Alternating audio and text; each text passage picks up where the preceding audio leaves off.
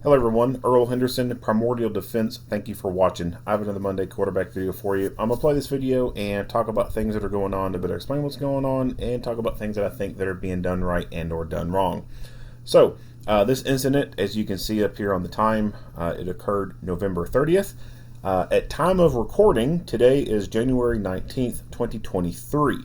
And this video was just released today by Mesa Police. So, typically, what happens when I do these videos is, I have a list of pages that I'm subscribed to that I go look at and pull from them what videos I want to do. And sometimes, it's several days old, I'll do a video and then I'll have a whole queue of videos made up and then they get released later on. Since this one just came out today and I've got a bunch of videos already done up anyway, I'm going to record this video today and release it today. So let's get into it. Hello everyone, I'm Detective Richard Encinas, Public Information Officer for the Mesa Police Department. This critical incident community briefing will provide you with information about an officer-involved shooting that occurred in Mesa. We will share relevant video footage, evidence, and police procedures related to this case. This will provide you with a better understanding of what happened based on what we know right now. Mesa Police Department conducts thorough use of force investigations. Typically, investigators interview multiple witnesses, view numerous hours of video footage, and analyze significant amount of forensic evidence. This video will not draw any conclusions about whether these officers acted consistent with our policy and the law until all of the facts are known and the investigation is complete. This video may contain officer body-worn camera video, as well as 911 calls and any other surveillance video obtained as part of this investigation. We need to warn you that sometimes the images and information can be graphic, disturbing, and difficult to watch, and the video may contain strong language. Viewer discretion is strongly advised, especially for young children and sensitive viewers. On November 30th, 2022, an employee at the 7-Eleven on South Dobson called 911 to report a man passed out in a truck in front of the store. 911 emergency. I work at a 7-Eleven on Dobson and 8th Ave, and there's a guy in a truck that isn't responding when I knock on the window. Okay, do you see any weapons or visible injuries or anything concerning? No, he just passed out, I think. I don't know. When I bang on the window, he flinches a little bit, but then he just nods back out. The employee gave dispatchers the license plate number and asked them to send officers to see if the man was in distress. As officers were en route, dispatchers notified them that the truck had been reported stolen out of Chandler.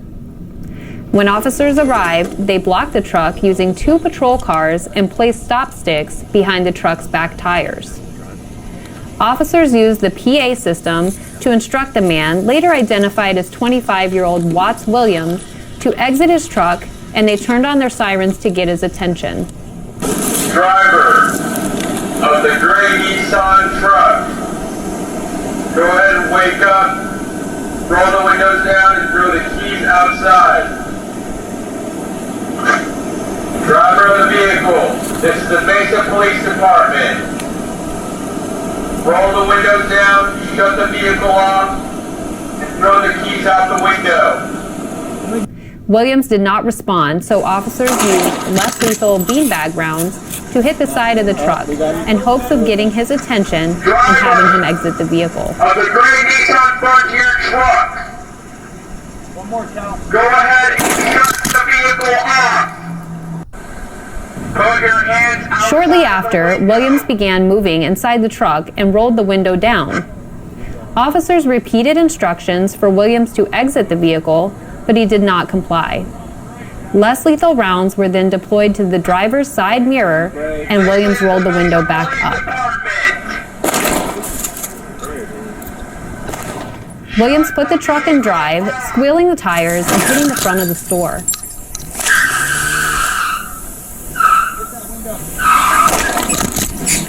He then reversed, backing into the front of a patrol vehicle that 2 officers were standing next to, nearly hitting one of the officers. That is when the officer-involved shooting occurred.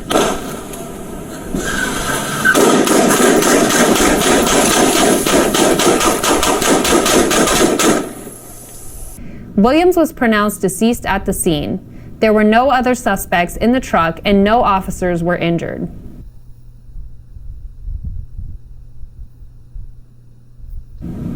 All of the information and evidence collected in this case will be handed over to the Maricopa County Attorney's Office for review. Thank you for taking the time to watch this critical incident community briefing. So I like the the background of this. Like it's like some type of fucking international news reporting. Like, why do you have the globe turning in the background? Like, it's not like you're doing news in fucking Singapore. All right, so this happens quite a bit, actually. Fucking people on alcohol or drugs or whatever, pulling up somewhere and being so damn fucked up that they pass out right where they are. They blocked even when they're driving and they're stopped at a red light or something. Like, there would be people who will fucking pass out right there at the light, just drunk as fuck or high as fuck, and just boom, their foot's on the brake using 2 patrol cars and they're just sitting there asleep. Place stop sticks behind the truck's back tires. This type of scenario right here, someone pulling into a parking spot or at a gas pump or something, they're in the car and they pass out. You'd be surprised about how much this happens. So it seems like they've run into this before, so they know to pull the vehicle in behind to help block it in. Now,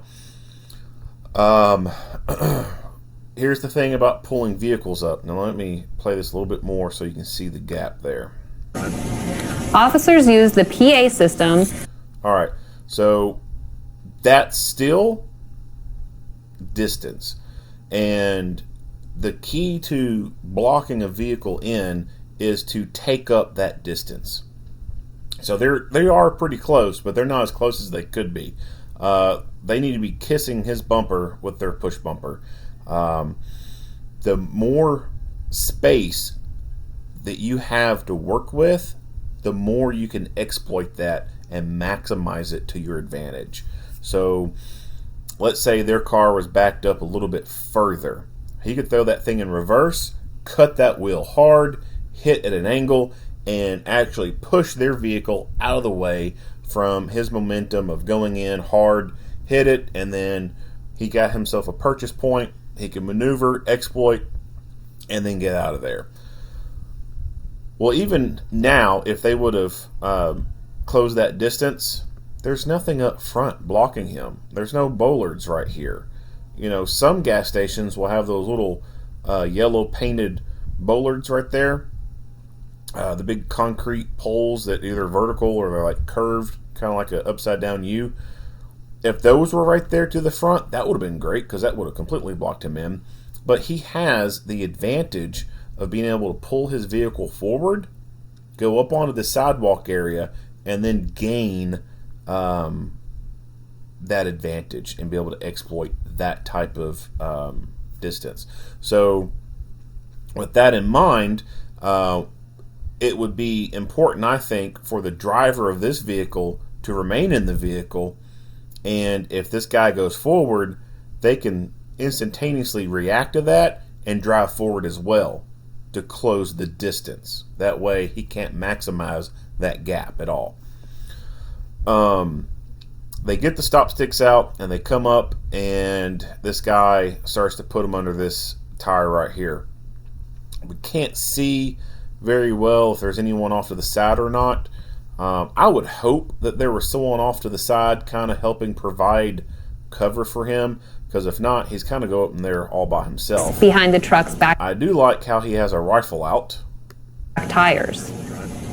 Officers use the PA. But I'm not a big fan of him kind of coming up here all by himself and putting these stop sticks up there.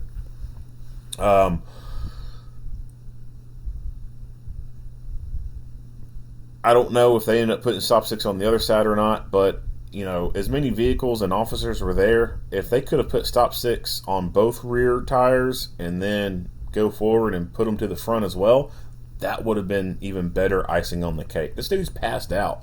Chances of him waking up as they're putting them in there is pretty low, He's been passed out this whole time. The person working here has tried to wake his ass up. He wasn't waking up. So I think they could have really set this up to their advantage and fucking chalked every tire with stop stick. That way, either direction he goes, he's blowing tires. Something else that they could have done is they could have taken a chain or a tow strap and just connected his back bumper to that right there. That way, if he tried to take off, he's going to have to drag that damn Tahoe with him. And the chances of him doing that being pretty damn low.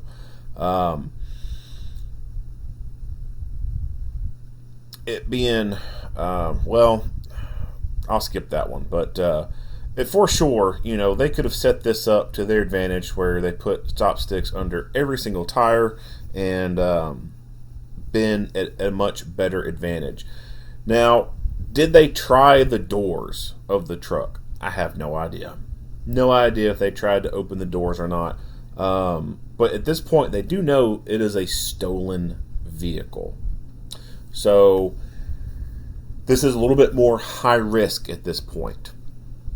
Do they want to just go up and pop those doors on that person, knowing that this is a stolen vehicle and this could be an armed person inside? Given the circumstances, this dude being passed the fuck out, I think it would have been a decent attempt to at least try to open the doors.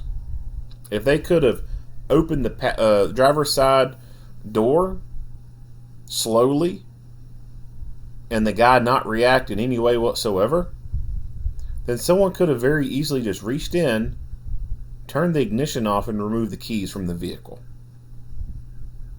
with him still asleep. And then, at that point, that's when you get fucking loud, tell him to wake his ass up, or you just fucking snatch his ass and pull him out the car, and then he wakes up being snatched. But this is the only angle that I can see, and that's the only thing I can speak to. So there may have been some other stuff going on where they may have thought about doing that, but then they decided against it. But me, I think that would have been probably a better option. Because this dude is in a stolen fucking vehicle.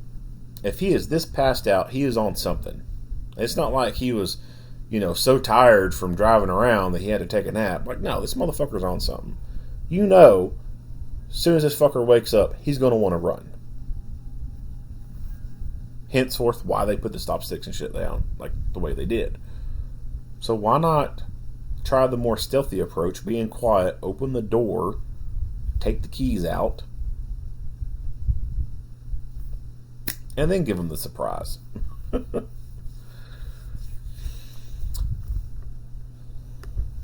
System to instruct a man, later identified as 25-year-old Watts Williams, to exit his truck, and they turned on their sirens to get his attention. Driver of the gray Nissan truck, go ahead and wake up, roll the windows down, and throw the keys outside.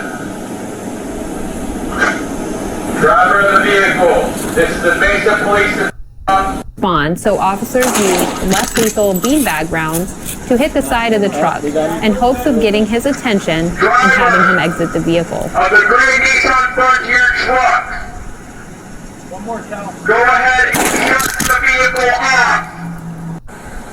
Put your hands out. Shortly after, Williams began moving inside the truck and rolled.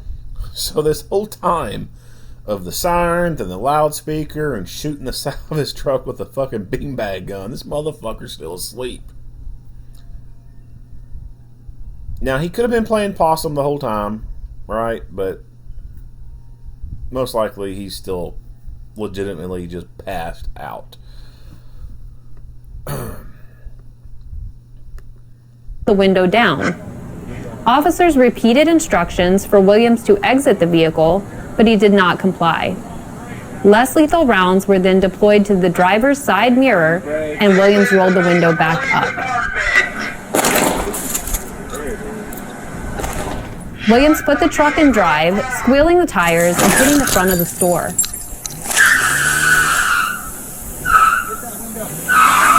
So you can hear air escaping the tire. As he went forward, boom, he hit the stop stick. He then reversed, backing into the front of a patrol vehicle that 2 officers were standing next to, nearly hitting one of the officers. That is when the officer-involved shooting occurred.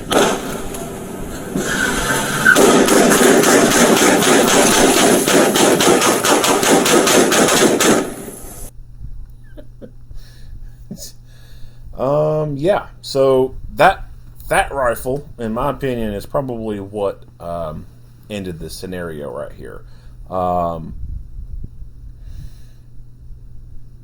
Rifles are better than pistols. They are more superior. Aside from them being more accurate because they have a longer barrel and more points of contact to further stabilize it to make it more accurate, the terminal ballistics are also extremely devastating. I have a saying, if you know you're going to a gunfight, bring a rifle and bring your friends with rifles. So I would say that for sure some of the rifle rounds fired from this rifle hit the guy, and was also what led to the rapid physical incapacitation of him. The angle that you see this truck, he was able to get this truck at this angle like that because he had that distance that he created and was able to exploit. And that, you got to think, that sidewalk is not that big of a sidewalk, but he was able to drive forward onto it with the tire, or with the wheel cut the wheel the other direction, hit reverse, and he could have if it wouldn't have been for this officer here almost being hit by him and having to respond by shooting at him, he very well could have easily cleared this, threw it in the drive, and took off. Now, he's not going to go very far because he's going to have a tire being deflated by the stop stick, but it still would have turned into a pursuit. Which is why I said this blocking them in tactic can work, but you have to be able to keep it fluid unless they are completely blocked from the front. If they're not completely blocked from the front, then, and you can't put another vehicle there because of the layout like this, then someone has to stay in that driver's seat of that squad car to be able to go forward and close the gap.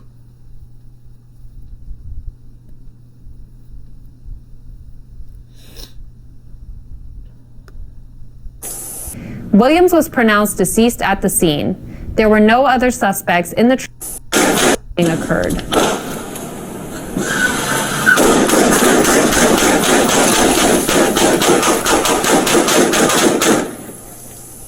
Williams was pronounced deceased. Yeah, no shit, he was. Alright, that is it for this video. Not much else to talk about. If you like what you hear and see, go ahead and give me a like and a share. If you have not already, hit the subscribe button and stay tuned for more Monday quarterback videos. Earl Henderson, Primordial Defense, thank you for watching.